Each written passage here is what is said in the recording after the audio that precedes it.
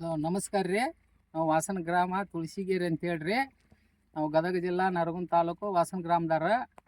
ಈ ಕಂಪ್ನಿಯವ್ರ nano urea DAP ಕೊಟ್ರಿ ನಮ್ಗೆ ಡಮೋ ಅಂತ ಹೇಳ್ರಿ. ಅದನ್ನು ಸ್ಪ್ರೇ ಮಾಡಿದ್ವಿ ರೀ. ಅದು ಬೆಳೆ ಚೆನ್ನಾಗಿ ಕರ್ಗ ಬರಾಕತ್ರಿ. ಹೊಳ್ಳಿ ಮತ್ತೆ 25 ದಿನ ಆದಿಂದ ಮತ್ತೆ ಬಂದರ್ರಿ. ಮತ್ತೆ 15 ದಿನಕ್ಕೆ ಬಂದರ್ರಿ. ಮತ್ತೊಮ್ಮೆ ಹೊಡೆದೇವ್ರಿ. ಬೆಳೆ ಎಲ್ಲ ನೋಡ್ರಿ ಕರ್ಗೈತ್ರಿ, ತೆನಿ ಬೇಸೈತೈತ್ರಿ.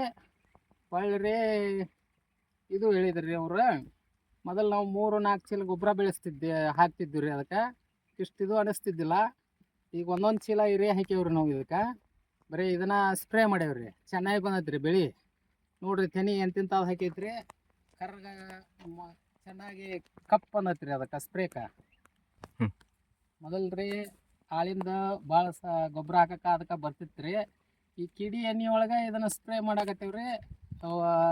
ಕಮ್ಮಿ ರೇಟ್ನ್ಯಾಗ ಸ್ಪ್ರೇ ಇದು ಆಕತ್ರಿ. ಇದು ಬೆಳೆ ಇದ್ರಲಿಂದ ನಮ್ಗೆ ಚೆನ್ನಾಗಿ ಬೆಳೆ ಬರಾಕತ್ತೈತೆ ರೀ. ಆದ್ರೇನ ಆಳು ಹಚ್ಚೋದು ಗೊಬ್ಬರ ಹಾಕ್ಸೋದು ಅದು ಇದು ಮಾಡಿ ಇದು ಆಕಿತ್ತು ರೀ. ಈಗ ಸ್ಪ್ರೇ ಮೇಲೆ ಇದು ಆಗಕತ್ತೈತೆ ರೀ. ಈಗ ಚೆನ್ನಾಗಿ ಬರಾಕತ್ತೈತೆ ರೀ.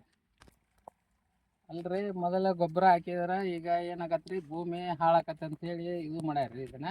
ಇದರಿಂದ ಲಾಭ ಸ್ಪ್ರೇ ಮಾಡಾಕತ್ತಿಂದ ಲಾಭ ಆಗತ್ತೈತೆ ರೀ. ನೋಡ್ರಿ ರೈತರ, ನೀವು ಇದನ್ನು ಸ್ಪ್ರೇ ಮಾಡಿರಿ. ಯಾಕಂದ್ರೆ ಆಳು ಹಚ್ಚೋದು ಗೊಬ್ಬರ ಹಾಕಿ ಅದು ಏನೋ ಆ್ಯಸಿಡ್ ಅದು ಅನ್ನಾಗತ್ತಾರಂತ್ರಿ. ಈಗ ಮಾತ್ರ ಇದಕ್ಕೆ ಲಾಭ ಐತೆ ನೋಡ್ರಿ. ನಾವಂತೂ ಬಳಸೀವಿ ರೀ. ನಾವು ಒಳ್ಳೆ ರಿಸಲ್ಟ್ ಬಂದೈತೆ ರೀ.